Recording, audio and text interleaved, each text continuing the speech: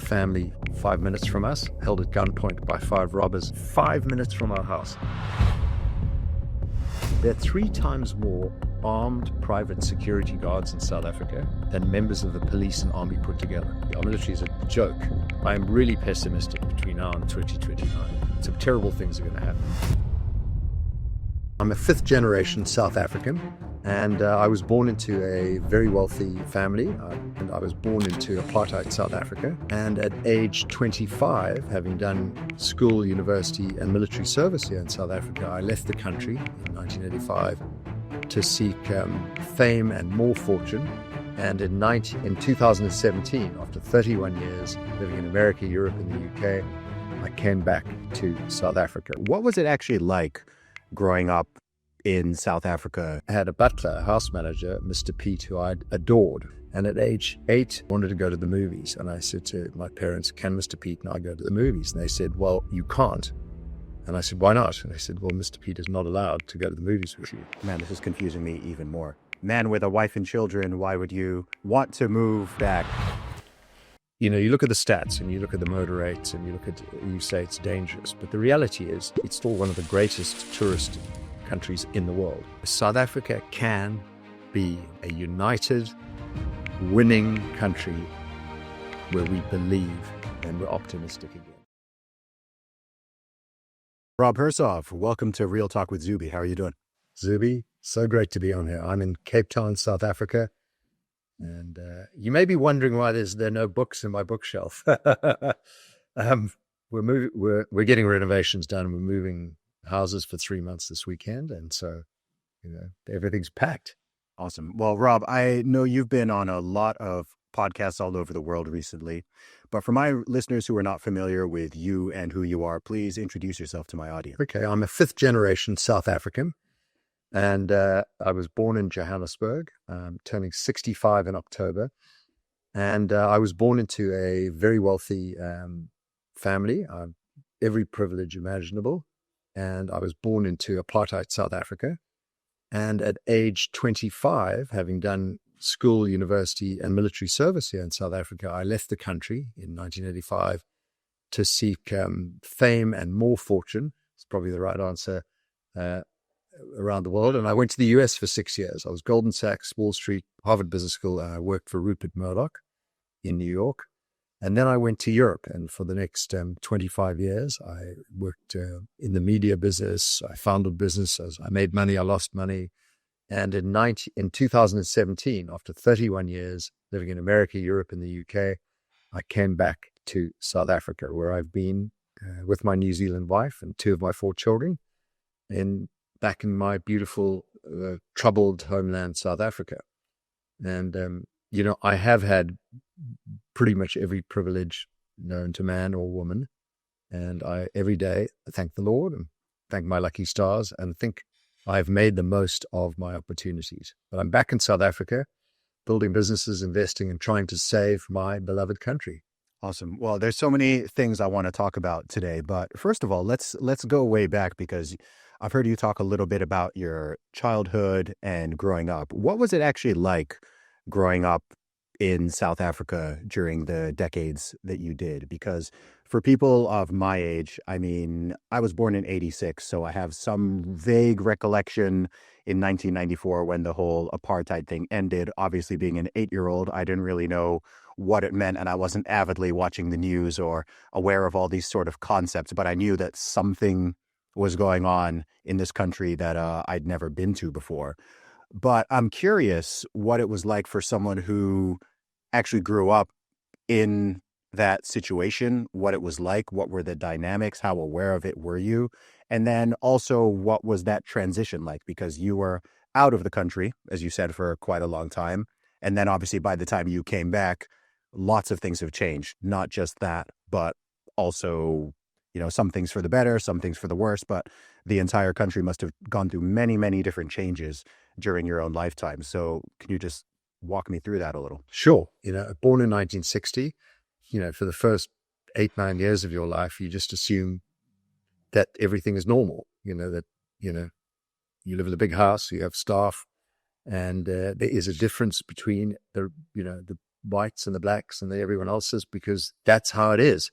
But at a certain point in your life, particularly if you come from a wealthy family and you travel the world, you realize it's not all normal in the state of Denmark, or as the expression, the Shakespeare expression. And I had a butler, a house manager, Mr. Pete, who I adored when I was a little boy. He taught me to play football. We'd go and make ice creams together, and I loved him. He was part of the family. And at age 9, I wanted to go to the movies. And I said to my parents, can Mr. Pete and I go to the movies? And they said, well, you can't. And I said, why not? And they said, well, Mr. Pete is not allowed to go to the movies with you because those are the rules. It's whites only in these cinemas. And I burst out crying. And that's when I realized that this was I knew it was different, but I assumed that was my life. But that's when it hit me, that this wasn't right, that somebody I loved, that I felt was part of our family, couldn't come and see the movies with me. And apartheid, if you translate it directly, means separateness. There's not hate in the word, it's height, H-E-I-D. And the concept of apartheid was separate development. Your culture, your tribes over here, your cultures, your tribes over here. But the fundamental basis was that black people had to carry passes to enter certain areas and white people didn't. So there was a major difference in opportunity, in the budget that was spent on people, and it got out of control. It was unsustainable. On the macro environment, which is worth reminding people, Africa was a battle between the West and communism. And colonialism was collapsing, in the 60s in East Africa. In the 70s, the Portuguese colonialists pulled out of Mozambique and Angola. Those countries fell to communism. And in Rhodesia, they were fighting as independently against terrorism. And so on our borders, there was this kind of encroaching fear of communism moving south.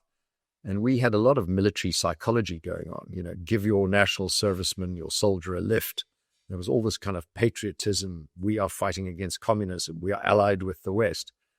So there was this internal dynamic of this weirdness and unpleasantness of apartheid that you became very aware of. And you either believed in it or you didn't. Our family didn't.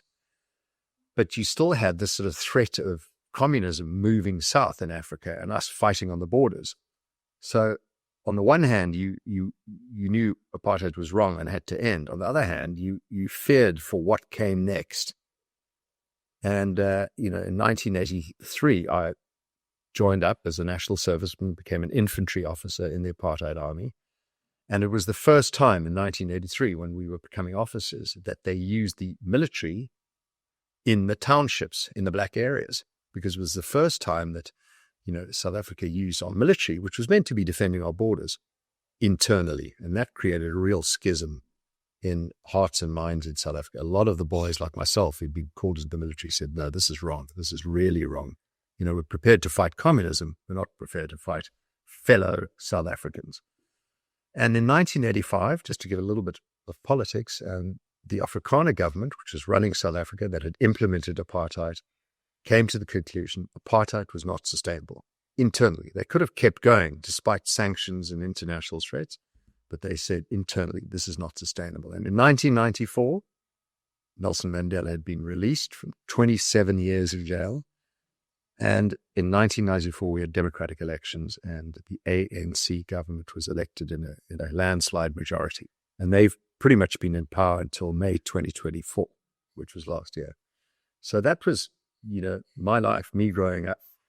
And the fact that I left the country in 1985 to having finished the military to go to America was nothing to do with leaving South Africa forever. My parents, brothers and sisters were still in South Africa. And I thought I was probably going to return at some point, but I wanted to go and see the world and do my thing. And then in America, when I was there in 85 to 92, we knew it was happening. There was going to be a transition. I moved to Europe, and in 1994, the big political change happened.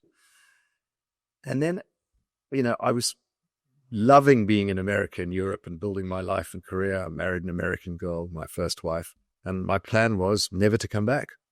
But in 2016, those pains, those hunger to go back to my home country, which I love, I said to my wife, I want to go home. And we came back. And here I am. back in South Africa. Yeah, I get the gist from even you just talking now and hearing you in a lot of interviews. And I get the same thing with many South African people that I speak to, where they have this very deep awareness and concern about the state of the country. And they have many complaints about it, but at the same time, they have a very strong love for it. Um, I've met actually quite a lot. I know quite a few South Africans, white, black, colored, Indian, just because I know that's how the categorizations are over there. Yeah, exactly. Of sort of all these different classifications, both within South Africa and outside of it. As you know, there's lots of South Africans in the UK where I'm from. Um, and it's fascinating. I mean, I've met people from South Africa who lived abroad for a while and then actually decided to move back. I've met people who went the other direction, who had been living in South Africa for all of their lives, and then things got to a level where for themselves and or for their families, they just thought, you know what, it's too dangerous. There's too much heat here. It's too unpredictable. And they decided to migrate elsewhere. And so there's so many directions we can go here, but what are the things that you love about the country so much that made you want to move back there almost 10 years ago? What was it that was drawing you back despite all of the flaws and the struggles and the issues with the segregated history and things like that? So I'll tell it another way. Okay. I was in 1985. I'd left the country and I was traveling through Asia with a friend and my brother. And we ended up on a boat on the Irrawaddy River in Burma, chugging along. Okay. It's a weird way to tell you, it's a weird way to answer your question. And there was a Belgian guy and we were sitting, drinking on this ferry in the middle of nowhere in the jungles of Burma. And this Belgian guy said, I grew up until I was 7 years old in the Congo, in the Belgian Congo. And then we left and we went back to Belgium. And from the day I got back to Belgium to today, all I can think about is cobblestone, rain, and a bicycle. But I can almost remember every single moment of my 7 years in Africa. I could smell the rain on the ground, that beautiful, rich smell of the earth. I remember walking on sandhills and being bitten by ants. I remember the excitement and fear of when, when a snake was found in the house and we had to chase it out or kill it. He said every single day there was something extraordinary, amazing, good and bad, but it was vibrant. I lived my life. It was like eating fruit with your hands, and the fruit runs down your face. Whereas living in Belgium, it was like rain and cobblestone, nothing going on. And my wife's from New Zealand. You know Lord of the Rings, the great story Lord of the Rings. So the hobbits are from New Zealand, in my view, because there's no pollution, racism, environmental issues, no threats from the border. It's nothing going on. The hobbits are there. We in South Africa live on the edge of Mordor. Every day there's exhilaration, there's fear, there's threats, there's excitement. You live life 24/7 in South Africa, good and bad. And we live in paradise in Cape Town. You've been in Cape Town. We're rich. We have a beautiful home. We're paradise. And then all of a sudden, like 4 days ago, a family 5 minutes from us, held at gunpoint by 5 robbers in balaclavas at gunpoint, kids tied up, everything stolen. 5 minutes from our house. 2 weeks ago, our neighbor walking with their dog up in the beautiful Table Mountain forest, 5 minutes from here, dog goes under a bush, comes out, 5 minutes later it's limping, 10 minutes later it's dead. Bang, the snake got it. So, it's paradise and it's terror and it's excitement and it's fear. You're living life every day. And I could explain it with the scenery and the magnificence and the madness of the people and the colloquialisms and bunny chow. Do you know what bunny chow is? People take a loaf of bread, take off the top, carve out the middle bit, and they put curry in it. And that's a meal for the family. So you take a bite off the top. I mean, no one else is bunny chow but South Africa. And I can go on and on and on. It's madness and wondrousness, but you're living life to the full every day. And that is all I can explain about it. And all my buddies who left and who've come back just say, we miss this place too much. We miss it too much. I drove into the desert last weekend for 3 days with 4x4s, 12 friends, all boys. We had 2 nights, 3 days. And just that openness of the desert and the macra daisies coming out in the spring in the desert. It is, and I can go on and on. You asked a question that's getting tears in my eyes. And Alan Paton wrote a book called Cry the Beloved Country. And I think that says it all. Cry the beloved country. That's such a fascinating answer. As you were answering, I was, on one hand, I understand it. On the other, I was like, man, this is confusing me even more, especially when you were talking about the situations going on with your neighbors. And I think, as a man with a wife and children, why would you want to move back into an area where that type of thing is feasibly possible? And we're one of the safest parts of South Africa. The rest of South Africa is properly edgy. I mean, we have one of the highest murder rates in the world. Yeah, I think almost every South African I know has at least been like robbed or mugged or something at some point.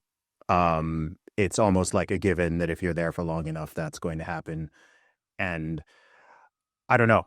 I live in Dubai, which, as you know, is one of the safest cities in the entire world, where those types of stories are pretty much unheard of. And in my case, like, one of the big things I was thinking was actually about my, future family and children and things like that, and thinking about their safety and their well-being. Because I think it's different, it's different if you're if you're a single man or just with a bunch of guys and you're traveling around and doing whatever. The sort of calculations in your brain are quite different to if you're considering, okay, well, what about wife and children and this and that and that? And so I'm curious as to what the decision-making process is, because obviously there are a lot of people, regardless of what country or city they live in. Most people are kind of just, they're born somewhere, they live somewhere, they don't have a lot of resources, they don't particularly have a lot of opportunities. Everyone they know is in the same place. So they're kind of born, live, and die in the same place just by default. Whereas obviously in your situation, that's what I mean. You have the opportunity to live wherever you want. So I'm curious as to, what's the decision-making process, having gone on these multiple decade adventures and spent time in Europe, spent time in the USA, all of these great places. And then you circle all the way back and decide very consciously. The person you should be asking is probably not me, because I'm from here. It's my wife, because she's from New Zealand. And we moved here in 2017, only planning to be back for 2 years, because I honestly felt under Jacob Zuma, our then president, the country was finished, was heading into the abyss. And then he got ousted, and this new guy, Cyril Ramaphosa, came in, and my wife said, what does this mean? And I said, well, we just kicked the can down the road. The problems are still coming. We've just bought ourselves more time. But in the process of being here, after about 2019, 2020, I remember clearly, she looked up at me and said, I'm not going to swear on your show, but she said, I love this effing place. I really love South Africa. I don't want to leave. It's worth fighting for. And for a New Zealander from one of the safest countries in the world to come here and say that, says something about this country. And I said, okay, then let's stay and let's fight for this country. And that was the beginning of a whole new world for me. What do you think are some of the biggest misconceptions people have about South Africa? That's a great question. Look, you look at the stats and you look at the murder rates and you say it's dangerous, but the reality is it's still one of the greatest tourist countries in the world. I went to Australia 3 months ago on holiday in the winter to see, with my wife and kids, to see her in-laws from New Zealand. And if you go all the way up the east coast of Australia, the coastline looks the same the whole way. In South Africa, you drive 1 hour, it's different. South Africa is one of the 7 floral kingdoms. Cape Town is one of the 7 floral kingdoms in the world. A floral kingdom is where the plant DNA is similar from the original, DNA. I think the whole of North America is one floral kingdom. The whole of Europe and Western Russia is one floral kingdom. Cape Town is a floral kingdom. There's 16,000 species of plant, more than the whole of North America, in Cape Town. So the diversity that geographic, topological, whatever this is, in the geodomes. I don't know, I'm using the wrong words. We have savanna, we have desert, we have, forest land, it's beyond your wildest imaginations. This place is the tourist mecca. So people go, it's dangerous, it's avoidable. They've got that wrong. It's actually, just be a bit careful, you'll have no problems. They also think there's serious racial issues here. They're not. Our government, our ANC government, are trying to create identity politics and racial divisions to stay in power. But the vast majority of South Africans of all colors and creeds get on very, very well and have done for a long time. Most of our country is Judeo-Christian, conservative, and want the same as everyone else. They want a better life for their kids and an opportunity to thrive. And here's another interesting thing. The white population of South Africa in 1994 was 20% of the country. It's now 7%. And our population's grown from 25 million to 60 million. And most people, look at it and say, South Africa's never going to have a white president. Well, they did a research poll 6 months ago where most South Africans said they didn't actually care what color the president was. They don't care if it's white, green, blue, yellow, but they want someone that's actually going to do a good job. So the racial issues are manufactured by the ANC government to stay in power. They're not real. That's another misconception. I guess a misconception in South Africa is that we think the rest of the world take us seriously. Our economy is the size of Louisiana. We think, we're really important, We're not that important. Most people don't know what the hell's going on here and don't care. And that's why I went on the podcast too. That's why I'm thrilled to be on your podcast, because I like to explain the misconceptions, tell people what's going on, and, get people a little bit interested in South Africa. So thank you, Zuby. No, I'm so happy to have you here. I find South Africa such a fascinating country. I went there twice in 2023. Prior to then, I'd never been to the country before, but I've now spent, I guess, a total of about 2.5 weeks there between Johannesburg and Cape Town. So I'm very far from from an expert or someone who's super knowledgeable about the country, but I feel like over the last couple of years, I have gained some insight into it, because my entire life, I'd always heard two very polar opposites about the country of South Africa. It's like you'd ask one person about it and you get the statistics, you get the robbery rates and the rape rates and the murder rates and the, stories of apartheid and racism and this and that. And then you talk to someone else and they're like, oh gosh, I went there on a vacation. It's one of the most beautiful places I've ever been. Table Mountain's amazing, and the water and the people are so friendly and this and that. And I've learned, as someone who grew up in Saudi Arabia and now lives in the UAE, like needless to say, the Middle East is a very misunderstood part of the world, particularly in the West. I always have the opinion of, okay, I'll talk to people, I'll research, I'll learn about places, but I'm always going to form judgments of nations and cities based on my own experience. And ideally, not just going there for one day, but spending at least a few weeks there, being on the ground, talking to people, taking in the energy, experiencing things, and just seeing, okay, what's up? Because I know there can be so many misconceptions. And sadly, we live in a world, and just due to the way human nature is, negative spreads a lot further and faster than positive.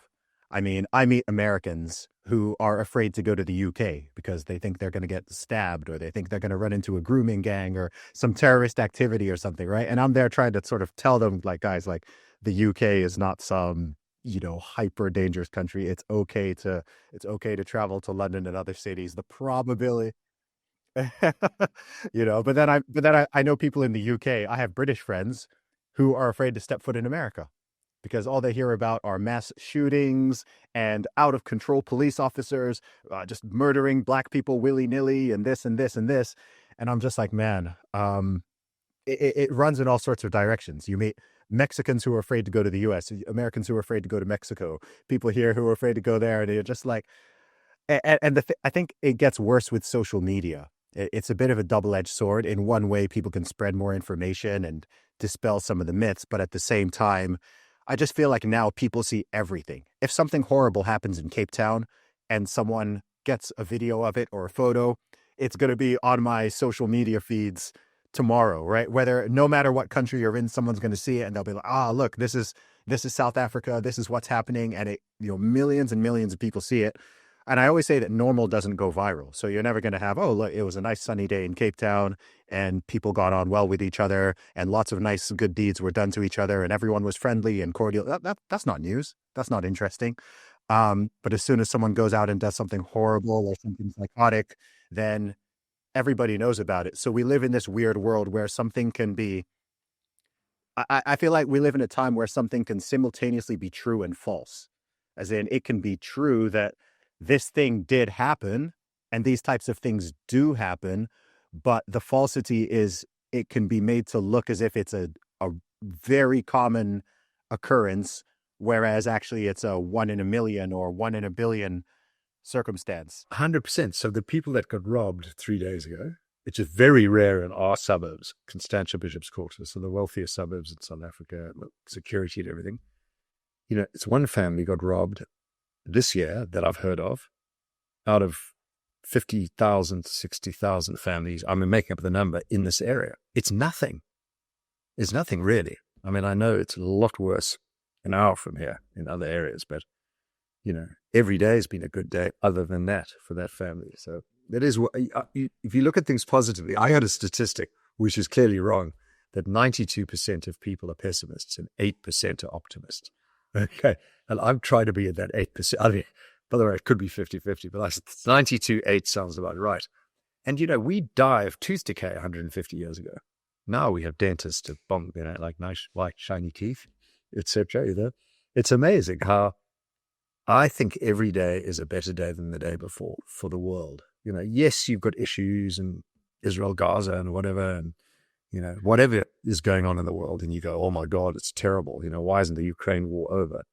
But most countries are at peace. Most people are actually having a better life this year than last year. There's the 8%. And South Africa is the same. Yeah. Rob, why do you think it is that what you just said there is, we live in a time where I'd say that what you just said is actually quite controversial.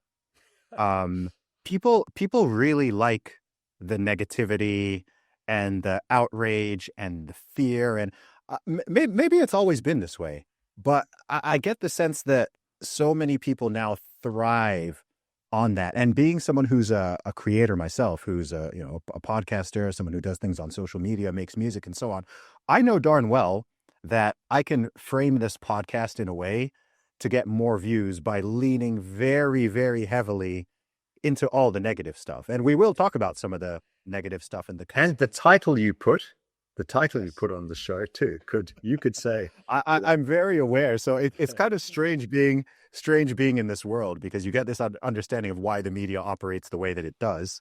But at the same time, it then becomes this kind of cycle and this self-fulfilling prophecy where it's just anger, division, controversy, drama, violence, and everything is framed in that way. And people get very addicted to it, that when you actually try to cover things in a bit of a more balanced way, I found, I don't know if you've experienced this, but, there are people who actually get offended by it, or at a minimum, they just don't want to click because it's not, they don't want to click or listen because it's like, no, just give me the stuff that's going to make me angry. Don't tell me that the races are getting on. Tell me about the anti-black racism and the anti-white racism. Let's just talk about that. Tell me about the murders. Tell me about this. Like, I don't want to hear that actually daily life in South Africa is good. And it's the same in the UK. If I put, the UK is falling, why the UK is burning, there's 5 years left for the UK, boom, that'll get lots of clicks. It'll get lots of attention. But if I'm like, actually, you know what? Yeah, there's bad stuff in the UK and there's things to be concerned about, and we can really talk about that. But for the most part, I mean, the UK is not collapsing. It's not like in 5 years, the UK is going to be a pile of dust. So I'm going to give you 3 answers to that. I might have forgotten one of the 3 on the way. So my favorite unknown newsletter and podcast, which gets no views, is the Rational Optimist Society. Go and check these guys out. it's kind of a nerdy, geeky guy and an Irish guy. His accent's quite strong, so sometimes can't tell what he's talking about. And all they talk about are unbelievably good things that are happening in the world. Okay, and I dig it. It's like, this is what small, medium nuclear reactors can deliver. This is the new type of aircraft that's going to save the world. And it's really cool developments, tech, manufacturing, industrial, amazing things that are happening around the world. Their podcasts get no views. I was thinking of stealing their information, putting it to AI, and then having it as my own. Here's some good news for the world. Just nicking the information, because you and I'd get so many more views. So check out the Rational Optimist Society. I love it. I get a weekly newsletter and I read it cover to cover. Second, this friend of mine made a couple of $1 billion. He was the first guy in the world to invent the conference business in the 70s. And he had conferences all over the world. And I asked him, what was the key to success of conferences? He'd do conferences on investing and the politics and transport, whatever, all over the world. He said, my title for every conference, this is something we could learn for podcasts, has to have fear or greed in it.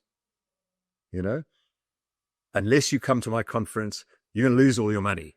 Or if you come, you're going to learn the secrets of making $1 billion, And in every title, he'd have fear or greed. And I thought about that. It was genius. It's so simple and so genius. So for our podcast, we should, instead of having scary clickbait, we should have fear or greed, in the title.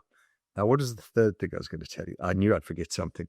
But it's so true, people thrive on fear and bad news because here's the third thing. When people talk badly behind your back, like, backstabbing. I read an article in The Economist, must have been 8-10 years ago, about gossip. And the article said that if you only say nice things about people, the people to whom you're speaking lose interest and lose trust. So if I could have say to you, Zuby, do you know Joe Smith? You go, Joe's a lovely guy, great guy. Conversation's over. But if I say, Zuby, do you know Joe Smith? And you go, I know Joe, he's a great guy, but let me just tell you a little bit of, and you tell me a little bit of goss about him. We're engaging in a conversation. You're sharing information with me. I'm sharing with you. In many cases, you probably don't mean what you're saying, and you don't mean it badly, but it connects people. And this Economist article said it's fascinating. And I tried it out, not because of the article, in London for about 3 months. I said, I'm going to say no bad things about anyone. It's interesting because, as someone who's, for my own entrepreneurial purposes, has done some study of, human psychology and sales and marketing. I know that it works. Like, I know how to do it, but I have an ethical issue with leaning too hard into it, because then I feel like you just end up feeding the problem and becoming the thing that you set out to oppose.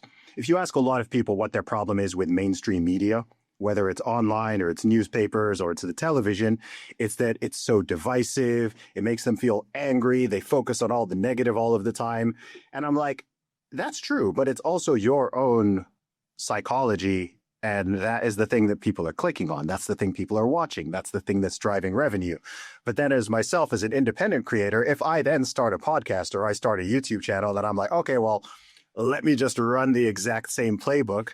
Then over the course of time, how am I any better than these same things that I've been, complaining about? And I always try my best to be part of the solution much more than part of the problem. And so I think I don't think it's unethical to occasionally use tapping into fear or occasionally use tapping into, outrage or concern or something. But I think when it becomes the one trick pony where it's like, okay, every single thing I do, I'm going to, put the fire and the red in the thumbnails, and I'm going to have, the faces the most extreme. Here's a good one. Piers Morgan. Ready? Piers Morgan, I've met playing golf, and I got on really well with him. And I kept saying to him, Piers, I'm becoming quite well followed in South Africa. Why don't I come on your show? And he'd say, I like to do stuff that's of interest to America. So South Africa's nowhere. But, he suddenly called me out of the blue and he said, okay, I'm inviting you on my show. I got a message from his people inviting you on my show. And I got really excited. I said to my wife, at last, Piers has invited me. I'm super excited. My wife said, you shouldn't do it. I went, what? She said, look what Piers does. He gets 4 people, 2 on this opinion and 2 on this opinion, doesn't let them speak long enough to make a point, and he gets them all shouting and screaming at each other.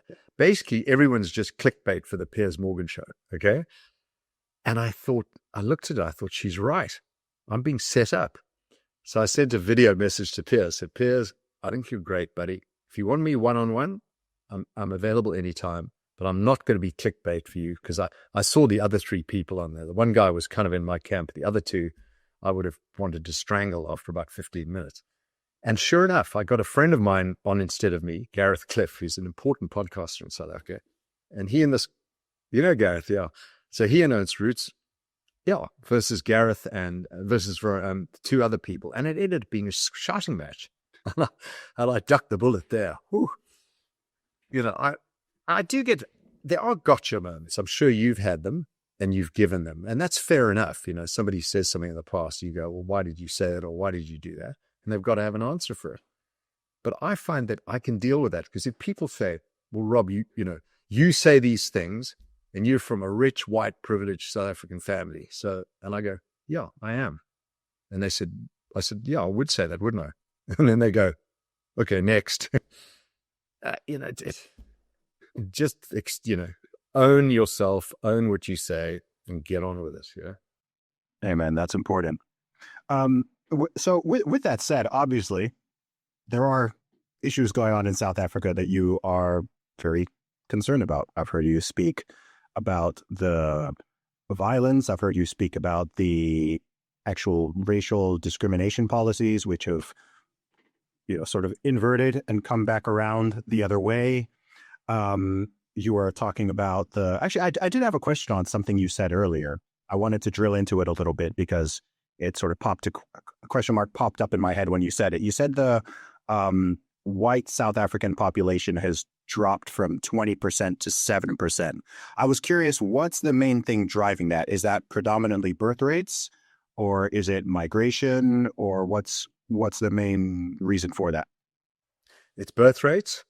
It's the fact that, you know, the white youth in this country are leaving in droves because of policies like Black economic empowerment, you know, DEI. A lot of young white people who finish their high school or graduate have less opportunity of getting jobs than children of other races. And so they say, well, what's the point? I might as well go overseas. And if they can, they leave. So we're losing talented graduates of all colors, but primarily white, in droves. There's a mass immigration of these sort of people because they just don't feel there's an opportunity in the country or in their specific career. That's one. 2, we have completely porous borders. You know, our military's collapsed and is useless. Our home affairs is a disaster. And people are just pouring across our borders. And our population is now 63 million. But I think we've got an additional 7-8 million illegal foreigners in our country from Zimbabwe, Zambia, Congo, places like that. And they've poured in and are overwhelming our public services. So that's added to the problem. But also there are birth rate issues. You know, the highly educated people of all colors, black, white, whatever, tend to have, like anywhere else in the world, 2 children. The poorer people or less educated tend to have a hell of a lot more children. And, you know, you saw that in Asia. I mean, Asia in the 60s, 70s had very high birth rates. Now the birth rates have gone down to, 2. And in some countries, they're going backwards. Japan, more, do you use the word nappies or diapers? Okay, so in Japan, more adult nappies are sold now than children's nappies. So the population is going backwards. In South Africa, amongst the educated population, white, black, colored, and Indian, population growth is down. And the less educated, it's going through the roof. And that's a problem. So that's what's happening. So the racial breakdown in South Africa is 7% white, 7% colored, which you know is a mix of mixed race, 2% of Indian descent. So it's about 20%, I don't know how to put this without sounding South African, 20% non-black. But of the black tribes, there are 26 different languages. There's Xhosa and Zulu and Swana and Venda. And, that's a 60-something million people, complicated country, twice the size of France. Not easy to manage. No, no. I mean, South Africa is, my family background's originally from Nigeria, and these are both countries that probably should not be a single country. 100% agree. Right. I mean, in Nigeria, over 400 languages. But you've got Christian and Muslim. Those are the main splits. We don't have a religious breakdown like that. We have more of a racial, cultural, linguistic breakdown. And, the Western Cape is like a completely different animal to KwaZulu-Natal, to Mpumalanga, which is 3 different provinces. They have nothing in common, really. Could easily be separate countries. Yeah, man. So what is going on in terms of the racial policies now in South Africa? Because from what it looks like to me, it looks like there's been, obviously through the 1900s up until 1994. I mean, for the most part of it, you had the apartheid regime where obviously, white people were favored and blacks and others were discriminated against. And there was the, just very open and outright segregation. And then the ANC have come into power. From my understanding, from yourself and other people, there was a time period, maybe, I don't know, I could be wrong, maybe. Okay, I was about to say about 15 years where things were generally considered good by people regardless of their background. And then in the last, I don't know, 10 plus years, it's shifted more towards, I guess, what people there might call black empowerment if they're in favor of it, but others would call anti-white discrimination. And you talked about BEE, and then you've got the appropriation of land and other private property, quite similar to, I think, what happened in Zimbabwe under Mugabe. And that looming threat is still hanging on there. So what can you tell me some of the details of what's actually happening there, as well as what people think about it? Because I'm curious to know what percentage of the population actually supports these ideas and thinks it's good versus the number who are against it. In the same way, I'm curious as to, what that would have been like prior to the breakdown of apartheid. You've nailed it. From 94 to 2008, things were pretty damn good. Mandela came out, and it was the Rainbow Nation. It was meritocracy. He aimed at economic growth. And then Thabo Mbeki came into 2008. And those years were pretty damn good. We grew at 5% a year, added 500,000 new jobs a year. It was meritocracy. We did have black economic empowerment, but everyone accepted it, that it was a good thing. Let's empower the previously disadvantaged, okay? And all of these things were trending in the right direction. And the Western world basically had a look and said, we've solved the problem, Rainbow Nation, good luck, we're off to find the next problem to solve somewhere else in the world, and turned their eyes away. In 2008, a man called Jacob Zuma got elected. And Jacob Zuma was a world-class kleptocrat. His aim was to break democracy as much as he could, break our economy as much as he could, so that they could steal. And as part Nigerian, what corruption and kleptocracy can do to an economy. But I think South Africa has outperformed Nigeria in rampant corruption. South Africa's professionalized it at the government level. What a competition! I know what a competition. So you're right. It's not something you want to win at, is it? And so what has happened is all our state-owned enterprises, Eskom, electricity supplier, Transnet, our rail network, our ports, which used to be the best in Africa, are now the worst in Africa. We get 6 hours a day of no electricity. I mean, country's falling apart. And it was a coherent policy by Jacob Zuma to break so he could steal. And a family from India came in, the 3 Gupta brothers, who must have stolen 500 billion from the economy, and they're hiding out in Dubai. So South Africa was shredded economically. And in 2017, at last, the ANC got rid of Jacob Zuma and brought in a man called Cyril Ramaphosa. If you've ever seen him on television, he looks the part. He speaks beautifully. He dresses in a suit. He pretends to be a businessman and acts it out. And he was head of the trade unions, and he's a dollar billionaire, and he was much loved. He has been almost worse than Jacob Zuma. Jacob Zuma at least said, let's keep the economy ticking along so we can steal for a long, long time.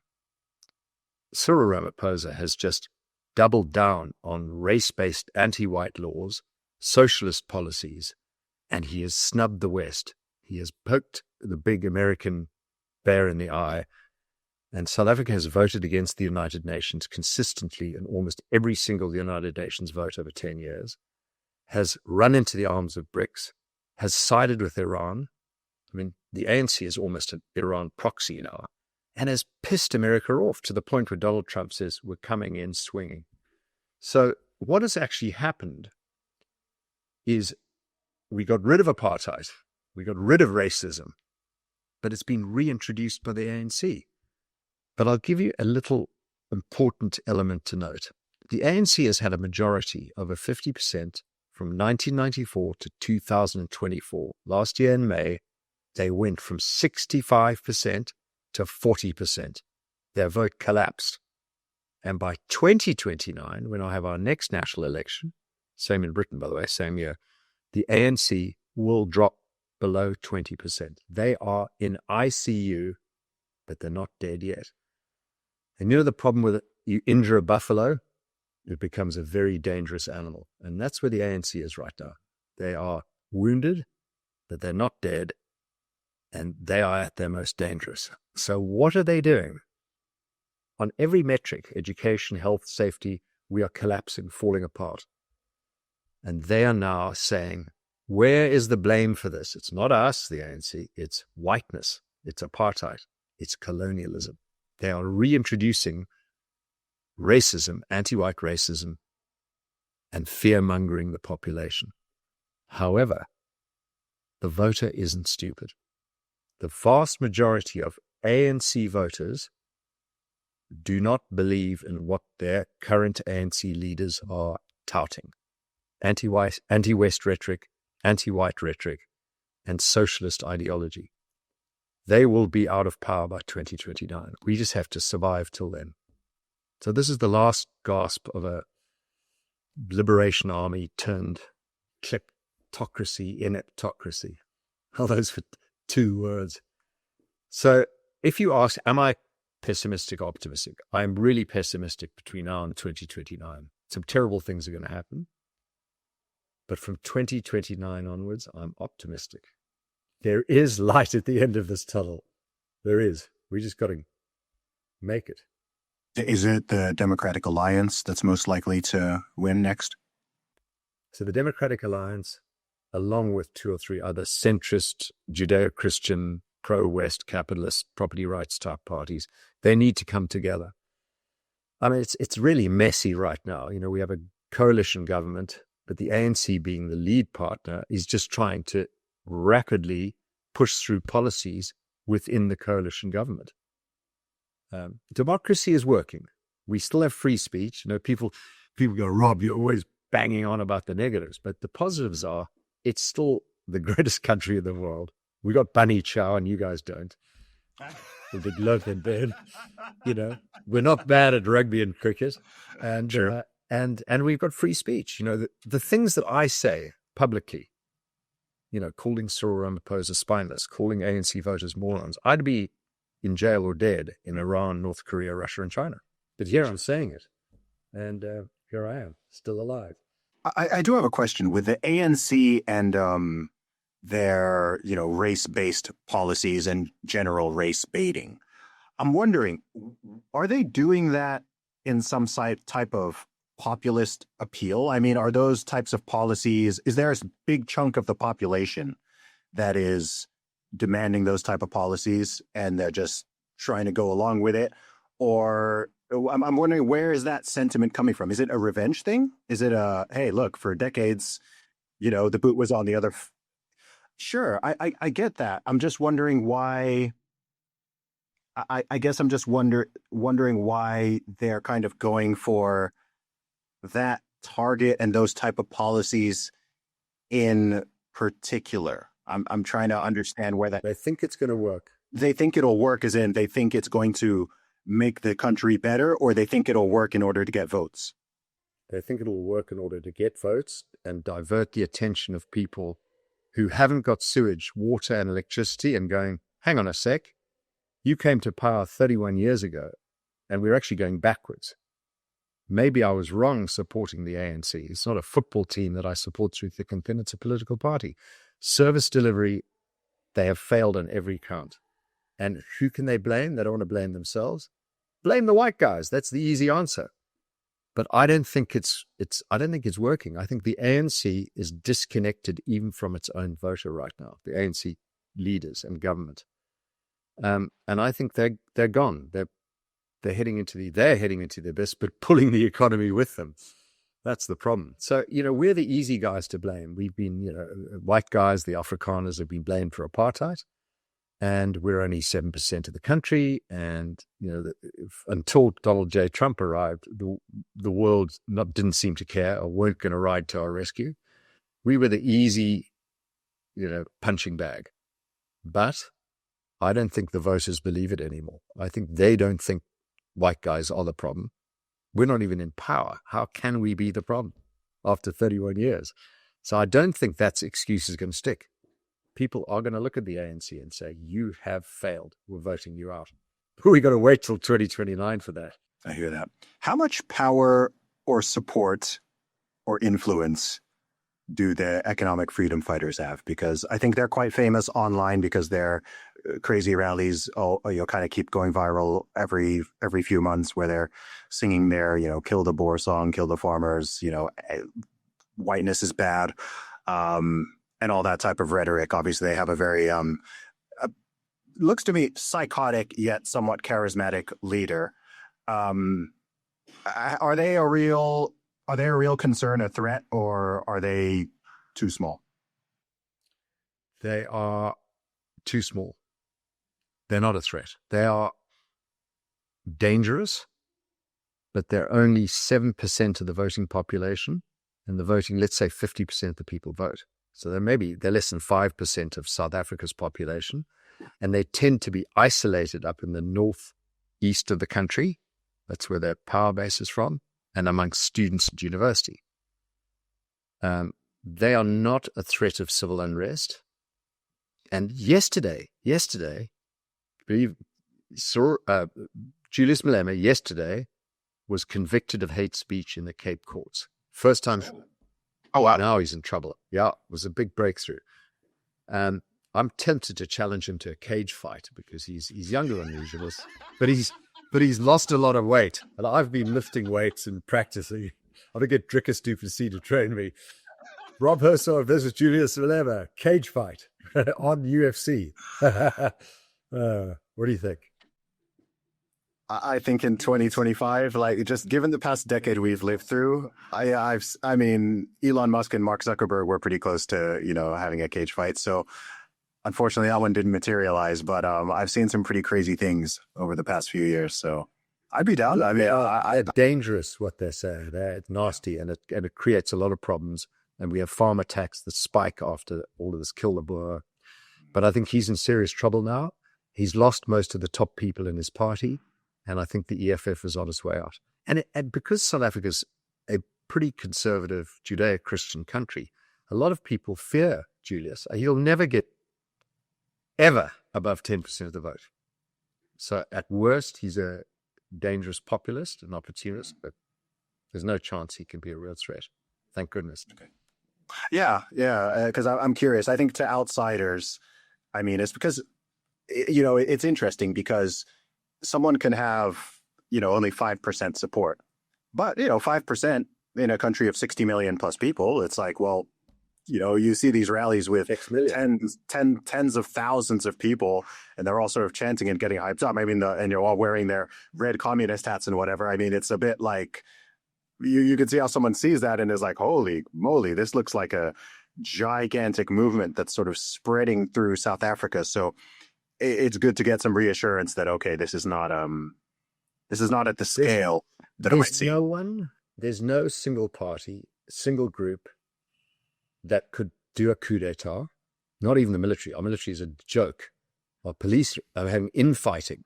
Do you know that I'm a friend with the one of the local police stations, head of firearms, and he said to me that the police budget allows them to go to the shooting range once a year and shoot at a fixed target. He said, you middle-class guys with guns are way better trained, have more ammo, and are way scarier than the police. And that's South Africa. There are 3 times more armed private security guards in South Africa than members of the police and army put together. So the real military are the security services protecting businesses and homes and nightclubs. That's the real military in South Africa. So there's not going to be real civil unrest. There's not going to be a coup d'etat. And I'm not going into politics. I knew you were going to ask me that. I'm not going into politics. I don't blame you. Look, I think it's best that people use their influence where they can make the most impact. I get that question a lot as well. It's like, why don't you go? I mean, I just don't want to. I have negative desire to go into politics, but also just given where my talent and skill set lies and where my interests lie, I think I can do more for the world in the various areas that I'm contributing sort of socially and culturally than I can, I don't know, trying to be a mayor somewhere. Or if you weren't a podcaster, if you weren't being an entertainer, if you weren't being a philosopher, which you are all of those, what would you do? Oh, just generally speaking, I'd be another type of entrepreneur. If I weren't a creative entrepreneur, I'd be running a small business somewhere. Anyway, that's just the way that I'm wired. I don't see myself ever being in the sort of corporate world for decades and decades. That's just not my path. It's not my personality type, and it's not where my interest lies. So I'd still be an entrepreneur or an investor, just less in the public space. A question I have, Rob, is I know you've mentioned a few times of South Africa sort of having to survive and hang on for the next 4 years. Is there a particular thing that makes you worry that might not be the case, that something could go so horribly wrong in such a short space of time that you sort of don't, quote unquote, make it until 2029? No. We have municipal elections in the end of 2026, beginning of 2027. And that's when the big political swing's going to happen from these mad leftist ideologues to the center. It's going to happen in droves. And that's when the pendulum moves, because then the ANC know they're doomed. And I think what will happen is they'll either get more desperate, but without the mandate, or they'll realize they have to reform in some way and move to the center. And then they will be incorporated into a whole new coalition going forward, and that's a good thing. Our economy is damaged badly, but in 1994, we had more rail infrastructure than the whole of Africa put together. It's still there. Most of it's not working, but it's fixable. We exported 60% of our electricity to the rest of Africa. Now we import electricity, but we could still do it. Things can get turned around relatively quickly with talent returning to South Africa, reverse diaspora. That just happened in Nigeria. A lot of great entrepreneurs have returned to Nigeria, and boom, look at your fintech businesses. The same could happen to us, and a lot of foreign direct investment can come into South Africa, and it'll turn very quickly. So we have hit rock bottom. I mean, the economy obviously can get worse, but we've pretty much hit rock bottom. And I say that because I've been calling for privatization of state-owned enterprises for a long time. It's happening by default now. So, for example, there'd be a big mining operation where the rail link from the main railway to the mining operation has collapsed. The mining company is fixing that rail. The mining company is setting up its own electricity supply because they can't do without it. And the government isn't resisting. So it's privatization is happening by default. And that's happening all over South Africa. People are fixing their own roads. And all of a sudden, you're going to have a ground-up solution where top-down doesn't work by default, because human nature, people have got to make it happen. And even though we've hit rock bottom and we're going sideways, there are little signs of life, of good things happening in South Africa. And if we can just get through these next 3.5, 4 years, it'll take off like a rocket. And you know what? Maybe in 2 years, 3 years' time is a very, very good time to invest in South Africa. Because like Nigeria, if our million South Africans that have left the country, all of them have made money, getting jobs, good experiences, building networks. If 10, 20% of those return, oh my goodness, we'll lift this country will fly. So pessimistic today, but optimistic in 4 years' time. And that's very important to hear. One of the last questions I wanted to ask, because I know that the youth unemployment and unemployment rate in general in South Africa is off the charts. As far as you know, what's the sentiment amongst the youthful population? Are they feeling that sense of optimism, or are they all just trying to get out? What's the general sentiment? They're trying to survive. They're trying to make it day to day. Criminality is not an option. It's a career choice. It's a necessity for some people. And that's why we have high criminality, high murder rates, not good. But we have, there's a great quote. I'm going to get this wrong. We have deserts of despair and oases of opportunity. South Africa is kind of a mishmash of small areas of incredible things happening, little communities that are thriving of all races, and we have areas of complete desperation. And as long as the areas of opportunity can maintain themselves, once things start turning, that will spread to the neighboring areas, and the country will thrive again. But for young people who haven't had an education, there's going to be a terrible lost generation, and that's very, very worrying. What do they do? How do they thrive? How do they survive? So economic growth lifts all boats. If we get back to 3, 4, 5% economic growth, people get pulled into the workforce. We start spending money effectively. It'll take 10 years, but our country will come back strong. I hope so. I'm rooting for you. When I look around the world in general, I'm someone like yourself who's naturally optimistic by nature. I consider myself an optimistic realist. But I do have some really big concerns for, I don't know, let's say people who are under 25 or so right now, like the current, teenagers, people in their young adulthood. I'm concerned for them in the US and in Canada and in the UK, let alone in, African countries and other parts where the battle was already uphill, and there's just all of the additional challenges that I think are sort of facing Gen Z, Gen Alpha now. And yeah, I don't know what's going to happen.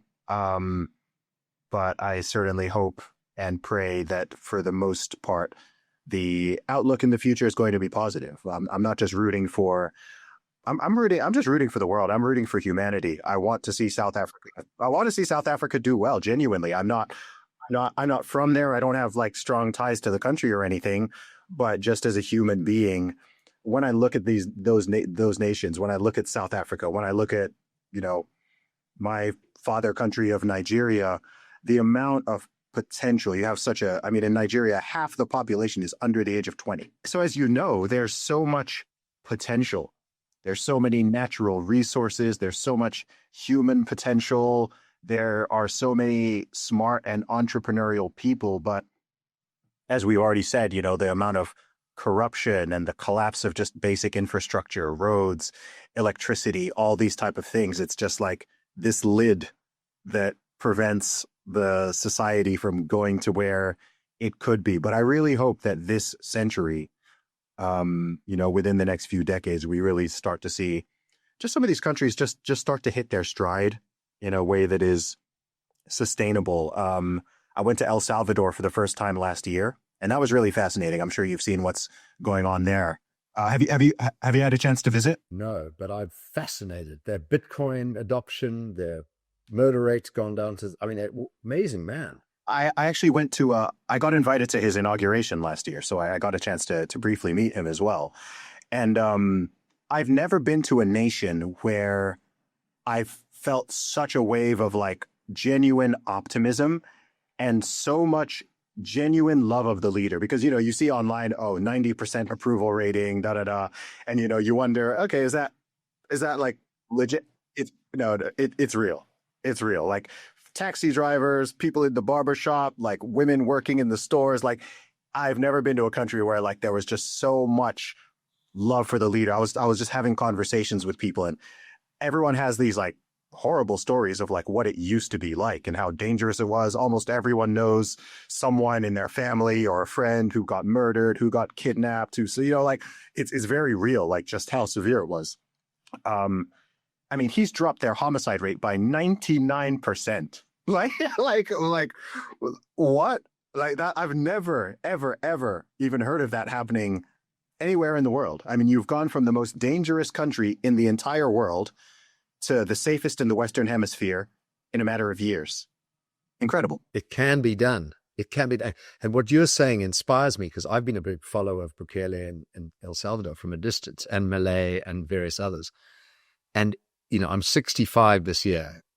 I can sense in 5, 6, 7 years' time, South Africa is going to be feeling, as you've described, there's going to be this surge of love and compassion and excitement and optimism and belief. And I can't wait. And there's a little example I want to leave you with, and that is rugby.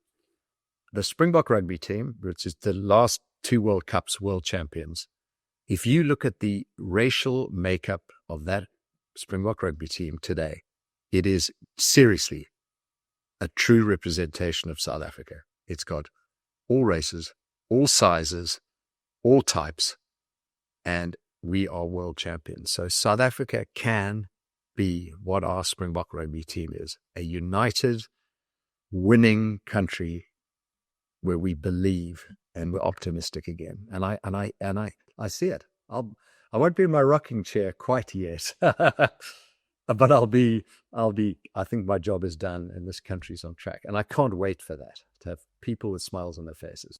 Awesome. Well, Rob, I appreciate your optimism. I love listening to your insights. You've got such a good knowledge of, you know, the history of the country and what's going on now. And yeah, just thank you. Keep on speaking up. Come visit, Zuby. Come visit. Come as my guest. Oh, I will. I'll be back. I will be back. Absolutely. Next time I'm in South Africa, I will absolutely let you know. You're staying with me. Okay. I'll take you up on that. Thank you so much, Rob. I appreciate it. Bye.